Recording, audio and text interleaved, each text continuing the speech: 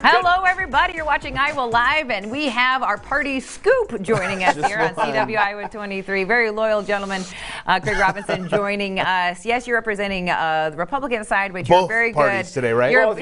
You're both, yeah. Because you are wonderful about being open-minded about what's happening. Try to be fair. Being fair and hitting the hot headlines. So, are you missing the trials? The impeachment trials on TV? Or are you just glued to the set? No, I kind of fall into both camps. So part of me is I'm a news hound when there's news. So I do get sucked into this stuff, and it takes up way too much of my day.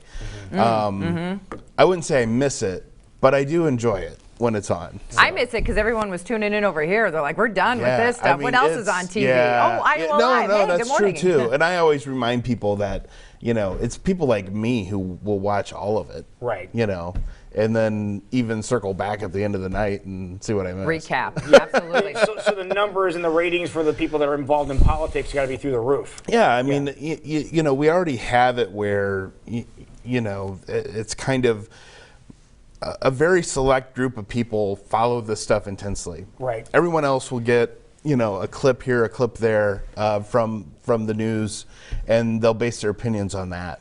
But isn't that what C-SPAN is for? Just to show these things nonstop?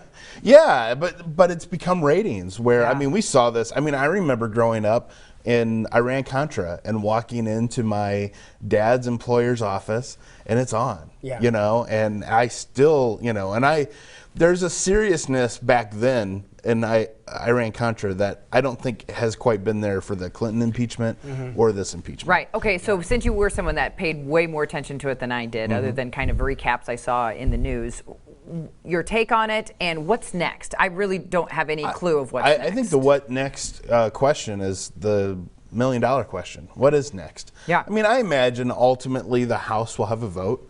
They will vote to impeach the president. It'll go to the Senate. The Senate's not going to vote to remove. So I think we all know where this is going. But then what's next after that? I don't know. I think we just go back to our normal lives, and it's over. And it's gonna be a political football we kick around.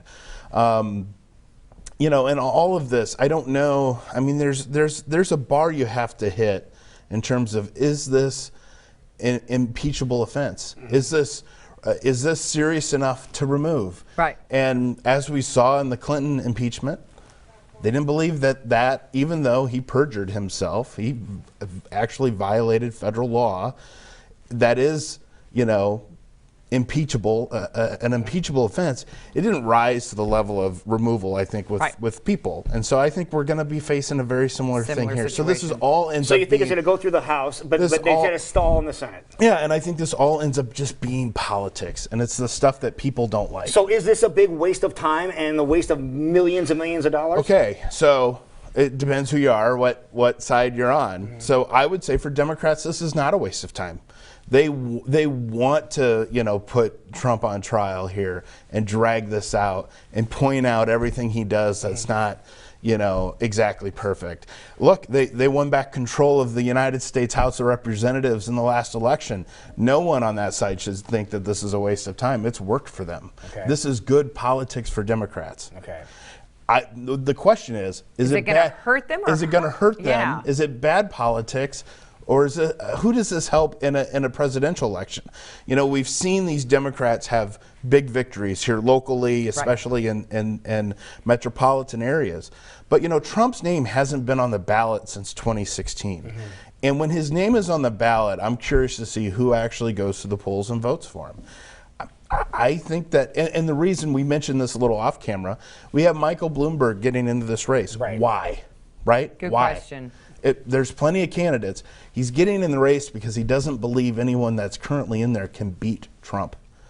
Despite all the polls you see, despite all the feelings about this race, you have Hillary Clinton too. You have these big names in the Democrat Party who are saying, look, we don't think Elizabeth Warren or Pete Buttigieg or these candidates who are running can win. Right. Or Joe Biden. Yeah, but didn't Bloomberg also say he's not going to even consider coming to Iowa or New Hampshire? I think this is really dangerous for the Democrats. I mean, this Bloomberg doing what he's doing and how he's going to do it helps, I think, one person at the end of the day. And that's him. Him.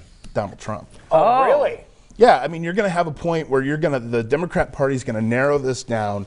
They're going to have someone, basically, I think, could win 2 or 3 of the first 4 contests, right? Where they're going to start looking at, this is our nominee. And then Michael Bloomberg's going to step in and say, no, that person's not good enough. Going to spend millions of dollars. His first TV ads, I think, are $30-40 million TV ads. Huge, yeah. Huge. More than across the anybody else country. at this point. This is a divisive thing for Democrats, and I think it ultimately helps Donald Trump. Because there are some strong, front runners that we've talked about on this program several different times. Elizabeth Warren, for example, she was in town yesterday. Yeah. She was at the Val Air, and I didn't know she was so versatile. I'm not sure if you saw the marquee that was over at the Val Air yesterday. Take a look. They announced to everybody that she was going to be there. She at 4:45 yesterday, she was there. Is when the doors opened. Then she apparently is at a cage fight on December 6th, and then she's going to be doing some crafts. Look, I'm out for yesterday and December 14th, but I think I'd show up for that December 6th cage fight. Really do it all. Well, and she had some really harsh words for Bloomberg. Yes, she did like, when she was in town. Yeah. This guy's going to, and I don't agree with hardly anything Elizabeth Warren says, but I do think that there is an authenticity of her and her willing to kind of speak her mind, where she says, look, this guy's just trying to buy the nomination. Mm-hmm. Yeah, and then he was somebody threw that question out to him, wanting to know whether or not he was trying to do that. And he said, he's been in politics before and used the money that he has made for those reasons to help, everybody involved. That was his answer to that. Well, there's a lot of wealthy people who, Tom Steyer has spent millions and millions of dollars. Donald Trump's a billionaire, and people could say that. He went an unconventional route. He didn't just try to buy it. Right. It was the power of his personality and I think personal brand that helped him win. Personal opinion, bringing up politics during Thanksgiving. I think it's something you have to do, right? You have to? Yeah. No, it's not allowed in my house. I play the game. I play the game. So, I'm. Everyone knows when I sit down at the table, right? And I'm the one who doesn't want to talk about it. But I will play the game. Are you buying that? No, I love it when my brother and sister-in-law from St. Louis come, big liberals, right? They come, and it's like I'm just waiting for it. It's gonna happen at some point. It's gonna happen. And I wanna mediate it and have a good conversation. Is it during the green bean casserole or the pumpkin pie? Okay. It's usually the day afterwards. Exactly. Okay, let's talk politics. Buy the Uno game that says no politics, skip, and give me 4 cards. All right. Always a pleasure, sir. Happy Thanksgiving. Thanksgiving. We'll see you next week. You're watching